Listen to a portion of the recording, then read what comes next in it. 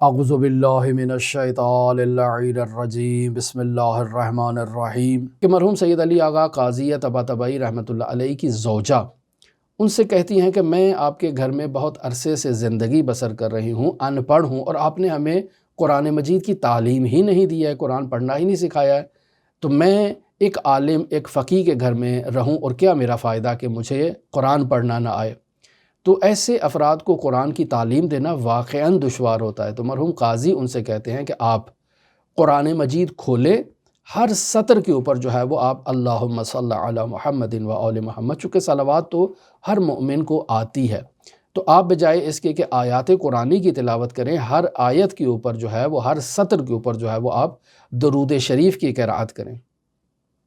یہ وظیفہ مل جاتا ہے ان کی زوجہ کو، اور زوجہ اس وظیفہ پر عمل کرنا شروع کر دیتی ہیں۔ آیت اللہ قاضی کے فرزند آیت اللہ حسن قاضی کہتے ہیں کہ ہم جب جوان ہوئے اور ہم نے تعلیم حاصل کر لی، پڑھ لکھ گئے، تو ہم اپنی والدہ کا امتحان لیا کرتے تھے۔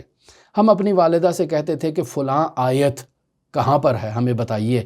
تو پھر ماں جو ہے وہ قرآن مجید سے اس آیت کو نکال کر بتاتی، یعنی حتیٰ معین کرتی کہ فلاں صفحے کے اندر فلاں سطر کے اندر یہ آیت ہے جس کے بارے میں آپ سوال کر رہے ہو۔ یعنی اس قدر ان کے اوپر قرآن مجید کی اس انداز میں ہر آیت کے اوپر درود شریف کی قرأت کا ان کے اوپر اثر ہوا ہے کہ وہ قرآن مجید کو بہتر انداز میں پہچاننا شروع ہو گئیں۔ آیات قرآنی کی انہیں اس انداز میں شناخت ہو گئی کہ وہ غیر قرآن کو قرآن سے اور قرآنی آیات کی حتیٰ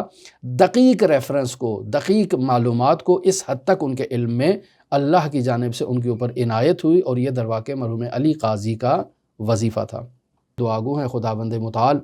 ہمیں ایسی جلیل القدر شخصیات کے حالات زندگی جان کر ان سے جو ہے وہ سبق سیکھنے کی خداوند متعال ہمیں سعادت اور توفیق عطا فرمائے۔ دعا گو ہیں خداوند متعال منجی عالم بشریت حضرت صاحب العصر صاحب الامر صاحب الزمان کے ظہور میں تعجیل فرمائے، اور ہمیں حضرت کے اصحاب و اعوان و انصار کی فہرست میں شمار فرمائے۔ اللہم صلی علی محمد و آل محمد وعجل فرج قائم آل محمد۔